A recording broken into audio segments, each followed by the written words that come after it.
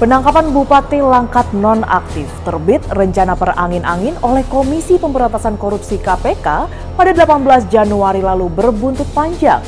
Namun bukan lantaran perkara korupsi yang menjeratnya, melainkan karena terkuaknya tempat yang menyerupai penjara atau kerangkeng manusia di belakang rumah sang bupati nonaktif. Masyarakat pun dibuat geger oleh dugaan adanya perbudakan modern di tempat itu. Benarkah dugaan itu?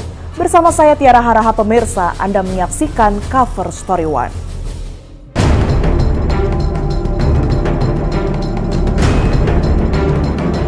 Bupati itu membangun semacam penjara gitu ya. Itu bohong semua itu, Pak. Fitnah.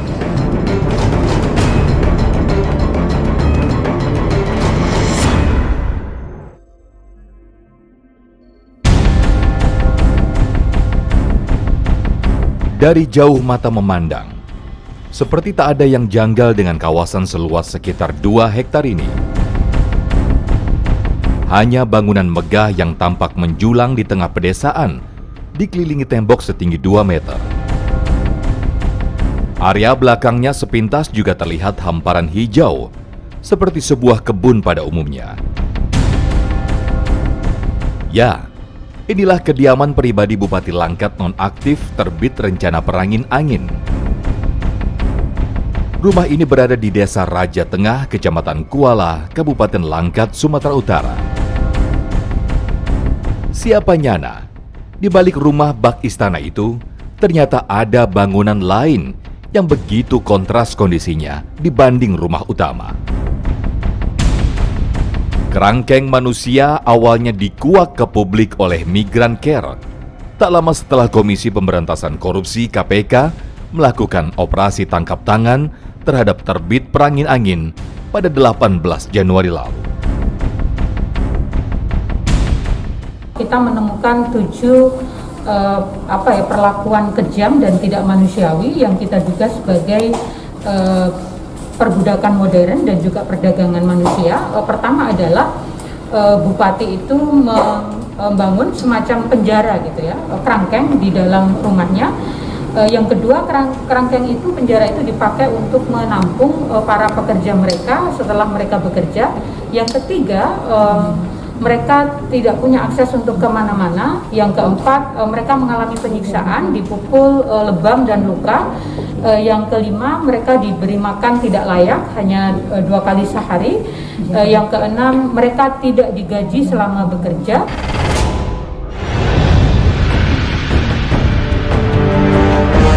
Sontak saja, dugaan perbudakan modern yang dilaporkan Migran Care ke Komnas HAM itu menyedot perhatian publik.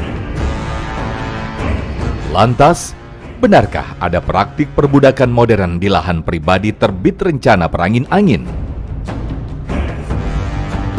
Itu bohong semua itu, Pak. Fitnah. Daripada kita di dalam kerangkeng terus kan kita merasa jenuh. Jadi kita memohon ingin keluar dan diberi kegiatan. Ya, kalau namanya kita masih dalam warga binaan, ya nggak mungkin lah dapat duit. Tapi setelah kita keluar dipekerjakan menurut skill kita lah. Ya namanya di rehab ya ada dalam lingkungan rehab lah. Kalau soal kegiatan pekerjaan itu permintaan kita sendiri. Kita yang memohon kepada pihak rehab, kepada pihak binaan. Kalau unsur paksaan itu tidak ada. Oh, itu tidak benar. Itu tidak benar.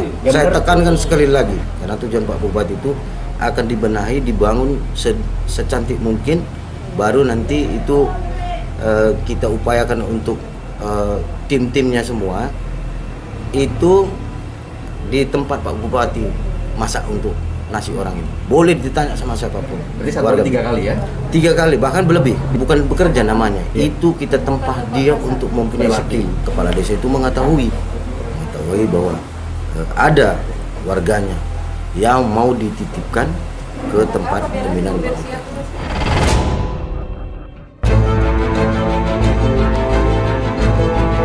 Bantahan juga sontak dilontarkan warga setempat. Awalnya karena kami sudah resah sebagai orang tua, kami memohon kepada Bapak ini supaya dibina, direhab di tempat Bapak terbit rencana ini. Direhablah anak kami sama menantu kami di tempat Bapak ini. Tapi selama ini nggak ada dipungut biaya, limper pun nggak ada, Pak. Layaknya dia makannya, menunya pun bagus, Pak. 3 kali makan 1 hari. Nggak pernah nggak pakai ikan setiap hari, Pak. Terus yang memar-memar itu nggak ada itu, Pak.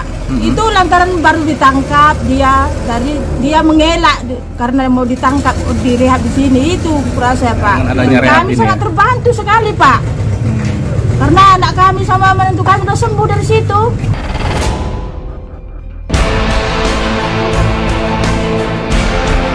Lantas, bagaimana dengan hasil penyelidikan aparat kepolisian?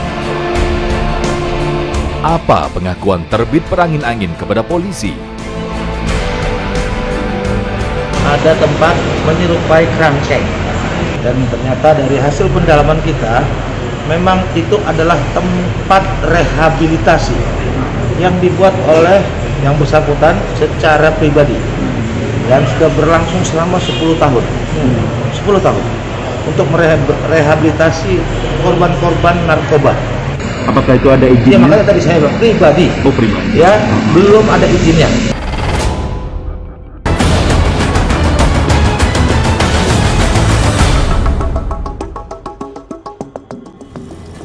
Kerangkeng manusia di rumah Bupati Langkat nonaktif terbit rencana perangin-angin meninggalkan ironi dan masih menjadi misteri. Tak sedikit yang melontarkan pujian atas kegiatan rehabilitasi pecandu narkoba yang disebut ada di situ. Namun lembaga-lembaga yang sejak awal mengendus ada kejanggalan tak henti melakukan investigasi. Lantas, adakah temuan-temuan baru yang menguatkan dugaan mereka bahwa ada praktik perbudakan manusia di rumah Bupati Langkat nonaktif itu?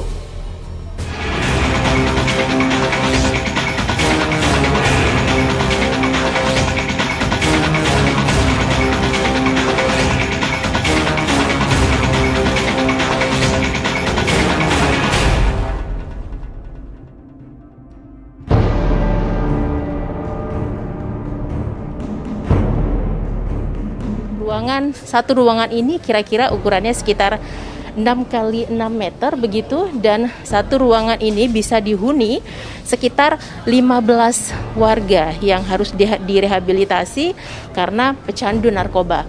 Beginilah situasinya pemirsa, hanya ada tempat tidur beralaskan tikar seperti ini, kemudian ada tatakan di atas yang dipergunakan untuk menaruh barang-barang milik warga yang direhab di sini. Di sini ada lemari kecil, kemudian kotak-kotak yang terbuat dari styrofoam ini juga digunakan untuk menyimpan barang-barang milik warga. Nah, di sini ada yang menarik, daftar piket kereng 2. Kereng artinya seperti ruang kurungan begitu. Nah, di sini ada nama-namanya, piket cuci piring, kemudian piket malam, dan di sini juga ada toilet umum, hanya ada satu toilet umum yang ada di sini. Dan bila kapasitas dari penghuni kerangkeng ini melebihi, maka mereka harus tidur di lantai beralaskan tikar ataupun permadani begitu, menurut informasi dari penjaga.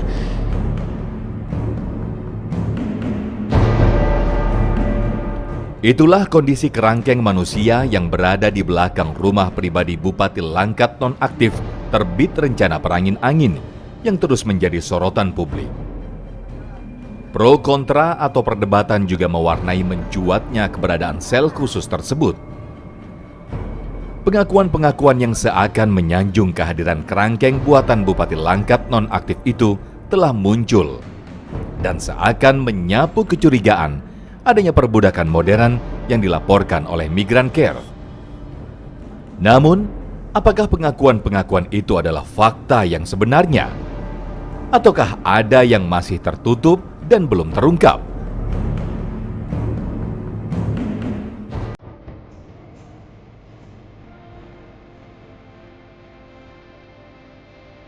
Lembaga Perlindungan Saksi dan Korban LPSK pun menguak temuan fakta baru. Temuan itu bertolak belakang dengan pengakuan-pengakuan yang dilontarkan secara terbuka oleh beberapa pihak sebelumnya. LPSK bahkan meyakini ada indikasi tindak pidana perdagangan orang di balik kegiatan yang dibalut rehabilitasi itu. Dari hasil informasi yang kami himpun, kami melihat ada beberapa keganjilan yang perlu pendalaman dan juga ada indikasi terjadinya tindak pidana perdagangan orang karena mereka ini, para tahanan tersebut itu hilang kebebasannya, dieksploitasi untuk bekerja di pabrik pengolahan sawit dan tanpa mendapatkan gaji.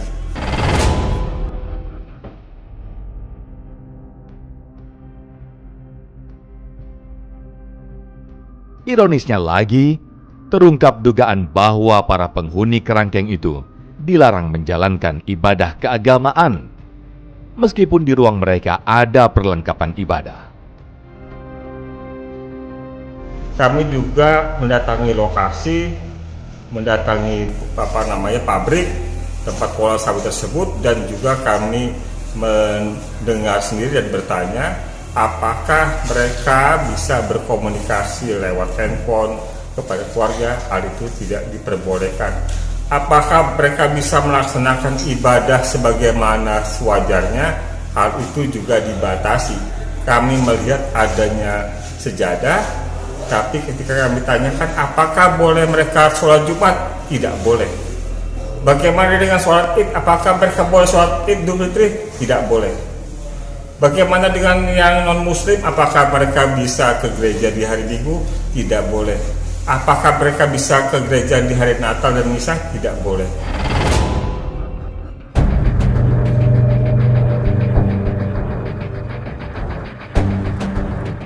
Komisi Nasional Hak Asasi Manusia Komnas HAM juga terus bergerak.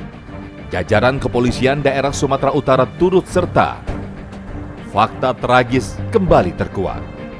Komnas HAM menyebut ada peristiwa hilangnya nyawa orang yang berlangsung di tempat yang diklaim sebagai rehabilitasi pecandu narkoba itu. Ya, sepanjang medio tahun 2010 sampai tahun 2021 itu kami menemukan lebih dari satu. Kami nggak bisa menyebutkan angkanya tepatnya berapa, tapi angka itu sudah kami dapatkan. Rasanya macam-macam, mulai perlakuan memukul, ya, terus itu juga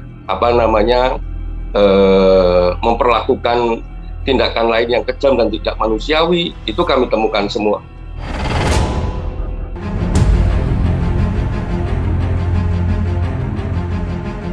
Temuan-temuan dan dugaan yang diungkap LPSK maupun Komnas HAM bukan perkara sepele.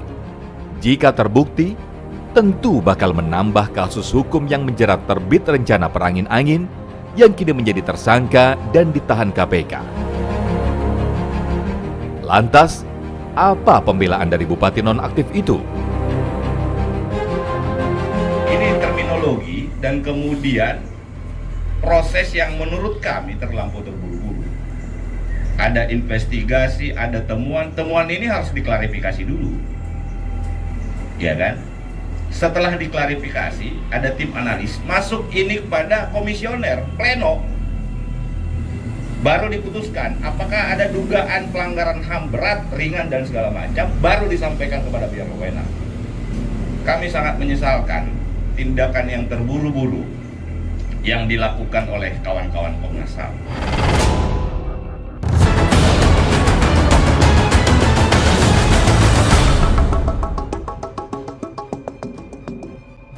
Di zaman dahulu, perbudakan manusia bisa jadi hal biasa. Namun ketika di era modern, di negeri yang berpayung aturan hukum, bukankah praktik tak manusiawi itu semestinya sudah tak ada lagi? Karena itu jika nanti benar-benar terbukti ada perbudakan manusia di kerangkeng rumah Bupati Langkat nonaktif terbit rencana perangin-angin, tentu akan menjadi catatan sangat kelam. Tak hanya bagi lembaran hukum, tapi juga politik di negeri ini.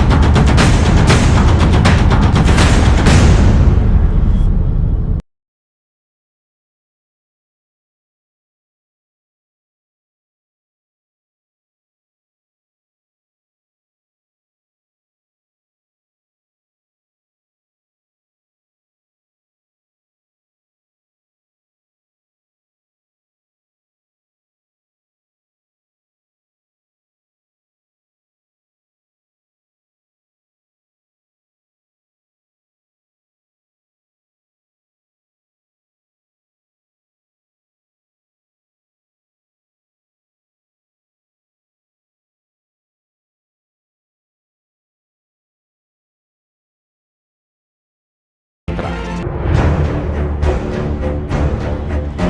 Di satu sisi, Komnas HAM maupun LPSK meyakini ada indikasi tindak pidana yang terjadi di belakang rumah bupati nonaktif itu. Sebaliknya, beberapa saksi di sekitar lokasi secara terbuka dan lantang menyebut tak ada tindakan kekerasan di tempat milik terbit perangin-angin itu. Mereka justru memuji kegiatan rehabilitasi yang disebut-sebut ada di situ. Wakil rakyat di Senayan pun ikut angkat suara, meminta agar pihak berwenang mengusut indikasi perbuatan pidana yang terjadi di tempat itu. Kita nggak usah terpancing dengan dua diksi itu, lebih pada perbuatan pidana yang dilakukan dan terjadi di situ. Belum lagi kalau betul bupati melakukan itu, mantan bupati melakukan itu, seperti yang dituduhkan orang sementara di media massa, bupati setiap disumpah itu kan tidak boleh melanggar Undang-Undang Dasar, tidak boleh melanggar Pancasila. Pasal 28J tentang perlindungan hak asasi manusia nyata-nyata dilanggar kalau ada betul-betul bupati sampai mengerangkeng orang. Jadi agak susah mengelak kalau memang fakta-fakta yang terungkap di media massa itu terbukti dilakukan oleh kelompok manapun, dan ini kewajiban polisi mencari secara tuntas. Nggak mungkin pekerjaan ini dilakukan seorang diri.